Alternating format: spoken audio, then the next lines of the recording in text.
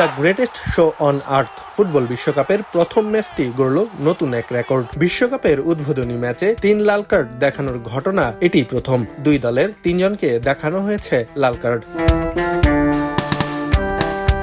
এবারের আসরটি নানা কারণে স্মরণীয়। এই প্রথম 48 দলের বিশ্বকাপ, 3টি দেশ আয়োজক, 104টি ম্যাচ। অনেক কিছুই এবার প্রথম। তবে আয়োজনের প্রথম ম্যাচটিও সবচেয়ে বেশি আলোচিত হয়ে উঠেছে অন্য একটি কারণে। শুরুর ম্যাচেই 3টি লাল কার্ড ব্যবহার করেছেন রেফারি। বিশ্বকাপের উদ্বোধনী ম্যাচে 2 দলের 3 জনকে দেখানো হয়েছে লাল কার্ড। এর মধ্যে দক্ষিণ আফ্রিকার ইয়ায়া সিতোলে ও থেম্বা জোয়ানে এবং মেক্সিকোর সিজার মন্তেস লাল কার্ড দেখে মাঠ ছাড়েন। 3 লাল কার্ডের ম্যাচে 2-0 গোলে জিতেছে মেক্সিকো। এই প্রথম উদ্বোধনী ম্যাচ জিতে বিশ্বকাপ শুরু করলো তারা। 9 মিনিটে হুলিয়ান কিনিওনেসের গোলে এগিয়ে যায় স্বাগতিকরা। 67 মিনিটে ব্যবধান দ্বিগুণ করেন রাউল হিমিনেজ।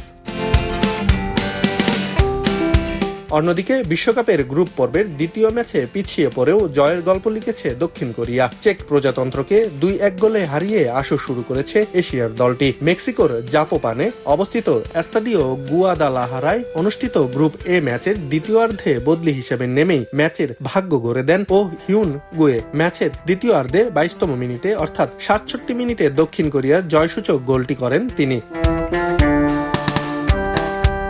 হুয়ান ইং বিয়মের নিখুঁত ক্রস থেকে বাঁ পায়ের জোরালো শটে বল জালে পাঠিয়ে দলকে 2-1 ব্যবধানে এগিয়ে দেন ওহো। এরপর বাকি সময় আর কোনো গোল না হওয়ায় এই ব্যবধানেই জয় নিশ্চিত করে দক্ষিণ কোরিয়া।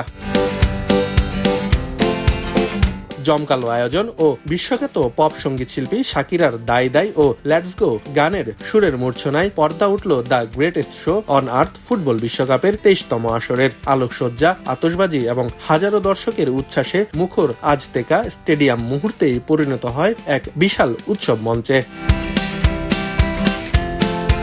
আব্দুল্লাহ আল বাকি, খবরের কাগজ। খবরের কাগজ, নিখাত, নির্ভীক, নিরপেক্ষ।